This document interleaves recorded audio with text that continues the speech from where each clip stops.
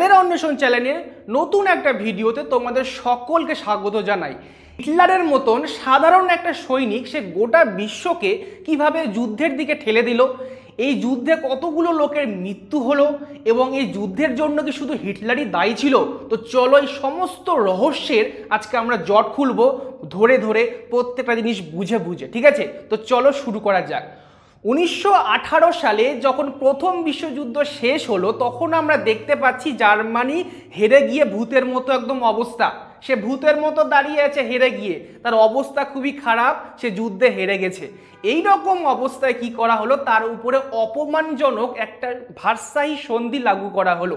এই ভার্সাই সন্ধি জার্মানির উপরে লাগিয়ে দেওয়া হলো। মানে ব্যাপারটা এরকম, তোমার সাথে তোমার বন্ধুর মারামারি হলো এবং তুমি যখন মারামারিতে হেরে গেলে তখন কি করলো, তোমার বন্ধুরা তোমার পকেট থেকে টাকা পয়সা সব বার করে নিল, তোমার সাইকেলটা ছিল সেটাকেও কেড়ে নিয়ে নিল, এমনকি তোমাকে বলে দিল যে পরের দিন থেকে খেলতে আসবি না। তাহলে ভাবো তোমার মধ্যে কেমন ধরনের অবস্থা হতে পারে, তোমার মধ্যে অপমানের কেমন একটা বদলা আসতে পারে, ভাবো একবার। ঠিক আছে, তো এইটাই হয়েছিল জার্মানির সাথে। জার্মানি যুদ্ধে হেরে গেল, হেরে যাওয়ার পরে তাকে কি বলা হলো, তোমার উপরে এই ভার্সাই সন্ধি লাগানো হবে।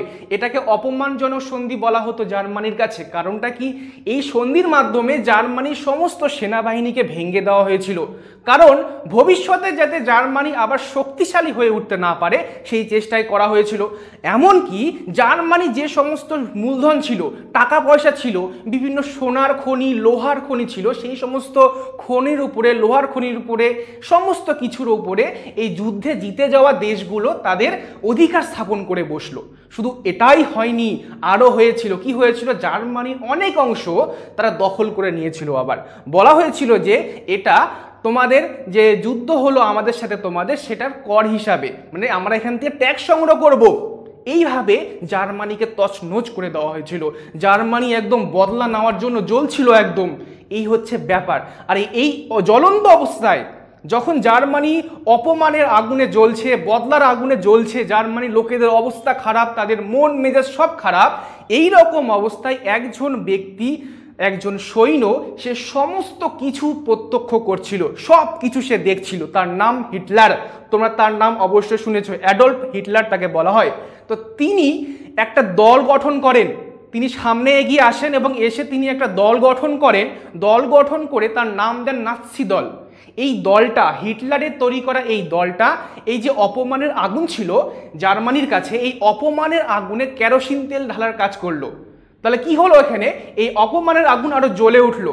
জার্মানিতে হিটলার যখন এই নাৎসি দল গঠন করলো, গঠন করে সে বলল যে দেখো তোমরা কাপুরুষ নও, তোমরা অন্য লোকের অত্যাচার সহ্য করার জন্য জন্ম নাওনি।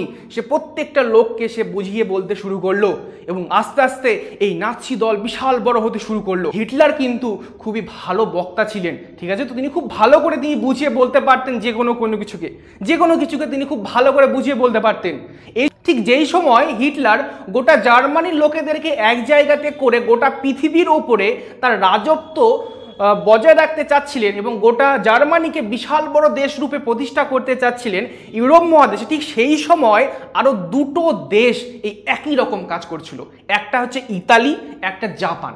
এদের সিদ্ধান্ত ছিল সাম্রাজ্যবাদ, কিভাবে নিজের সাম্রাজ্যকে বাড়ানো যায়। মানে ফর এক্সাম্পল, যেমন ধরে নাও তুমি তোমার বাড়িতে থাকো, এখন তোমার ইচ্ছা হলো যে আমার পাশের বাড়ির যে লোকগুলো আছে এই লোকগুলোর আমার কোনো প্রয়োজন নাই, আমি কি করব, এই লোকগুলোকে দখল করে নিব, এদের বাড়িঘর জিনিসপত্র সব দখল করে নিব।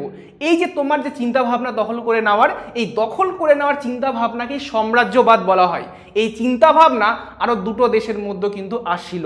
একটা কি, একটা জাপান, একটা ইতালি। এই দুটো দেশও কিন্তু লাফাচ্ছিল সমস্ত পৃথিবীকে নিজের দখলে আনতে।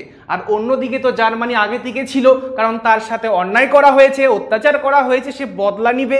তো এই হচ্ছে ব্যাপার। এইভাবে করে তিনটি কারণ আমরা দেখতে পাই, একটা ভার্সাই সন্ধি, একটা হিটলারের উত্থান, আর একটা সাম্রাজ্যবাদ ও ফ্যাসিবাদ। তোমরা বুঝে গেছো অবশ্যই। ফ্যাসিবাদ কি জিনিস, সাম্রাজ্যবাদ তো বুঝিয়ে বললাম। ফ্যাসিবাদ মানে যেখানে একজন ব্যক্তি থাকবে এবং সে দেশের নায়কের মতো কাজ করবে, সে দেশের হেড হবে, তার ওপরে কথা বলার মতো কেউ থাকবে না। এই রকম ব্যক্তির দ্বারা শাসিত কোনো জায়গাকে বলা হয় ফ্যাসিবাদ, এবং এই রকম চিন্তা ভাবনাকে বলা হয় ফ্যাসিবাদ বলা হয়ে থাকে। তোমরা কিন্তু মাথায় রাখবে, এবং এটাও মাথায় রাখবে যে ফ্যাসিবাদ কিন্তু ইতালিতে আসছিল। মুসোলিনি বলে একজন ব্যক্তি ছিল, তিনি এই ফ্যাসিবাদ মতবাদের প্রথম প্রবর্তন করেন, এটা মাথায় রাখবে। এরপরে তোষণ নীতি। তোষণ নীতি কি জিনিস? তোষণ নীতি হচ্ছে যখন আমেরিকা, ইংল্যান্ড দেখলো যে এই ধরনের দেশগুলো যেমন জার্মানি, জাপান, ইটালি এরা মাতব্বরি করছে, এরা চাচ্ছে গন্ডগোলের মাধ্যমে, মারামারির মাধ্যমে গোটা পৃথিবীকে দখল করতে যাচ্ছে, এই রকম অবস্থায় তারা বললো ভাই তোরা শান্ত হও, তো মারামারি করিস না, গন্ডগোল করিস না। ঠিক যেভাবে করে যখন ক্লাসের মধ্যে বাচ্চারা মারামারি করে, গন্ডগোল করে, তুমি হয়তো ভাবলে যে এদিকে দুটো চকলেট দিয়ে দিই, চকলেট দিয়ে এদিকে থামাই দিই, ঠিক সেই কাজটাই করেছিল ইংল্যান্ড, ফ্রান্স, আমেরিকা, এই সমস্ত দেশগুলো। তারা তাদেরকে বুঝিয়ে বলতো না ভাই যা হওয়ার হয়ে গেছে, অত মারামারি গন্ডগোল করিস না, এই অবধি থাক, এইভাবে করে বুঝিয়ে বলতো। তারা কিন্তু কখনোই কোনো কড়া পদক্ষেপ নিত না। কিন্তু তারা যদি কড়া পদক্ষেপ নিত তাহলে হয়তো জার্মানি এত দূর আগাতে কিন্তু পারতো না, গোটা দেশের উপরে, গোটা পৃথিবীর উপরে নিজের আধিপত্য প্রতিষ্ঠা করতে হয়তো পারতো না। এই হচ্ছে ব্যাপার। তো এই গেল ব্যাপার। তো এটাকেই বলা হয় তোষণ নীতি বলা হয়ে থাকে, যেখানে কোনো রকম ভ্রুক্ষেপ করা হয় না, তাদেরকে শুধু জাস্ট বুঝিয়ে বলা হয় এটা করিস না, এই করিস না, ওই করিস না, এইভাবে করে বুঝিয়ে বলা হয়। ঠিক এই সমস্ত কারণের জন্য সব থেকে মেন কারণ হচ্ছে ভার্সাই সন্ধি। এটার জন্য জার্মানিতে হিটলার যখন চারিধারে নিজের রাজত্ব বাড়াচ্ছে, আরও বড় রাজত্ব করার জন্য সে অবশেষে ঘোষণা করে দিল 1 সেপ্টেম্বর 1939 সালে বিশ্বযুদ্ধ ঘোষণা করে দিল। কেমন করে ঘোষণা করলো? পোল্যান্ড বলে একটা দেশ আছে তার পাশে, সেই দেশে সে হামলা করলো। আর যখনই হামলা করলো তখনই ইংল্যান্ড এবং ফ্রান্স বুঝলো যে না, অনেক দেরি হয়ে গেছে, বাচ্চা হাত থেকে বাড়ায় গেছে, মানে হিটলারের কথা বলা হচ্ছে, হিটলার হাত থেকে বাড়ায় গেছে, তাকে এখন কন্ট্রোল করতে লাগবে, মারে পিঠে তাকে কন্ট্রোল করতে লাগবে। এখন থেকেই শুরু হয়ে গেল বিশ্বযুদ্ধ, দ্বিতীয় বিশ্বযুদ্ধ। এই হচ্ছে দ্বিতীয় বিশ্বযুদ্ধের কারণ, তোমরা হয়তো বুঝে গেছো। তো আজকের মতো ভিডিওটা এই অবধি। দেখা হচ্ছে দ্বিতীয় বিশ্বযুদ্ধের বিভিন্ন ঘটনা নিয়ে একটা ভিডিও, যেখানে আমি বলবো যে দ্বিতীয় বিশ্বযুদ্ধ কিভাবে হয়েছিল, সমস্ত কিছু একদম গল্পের মতো করে বলবো। তো আজকের মতো এই অবধি, দেখা হচ্ছে নেক্সট ডে।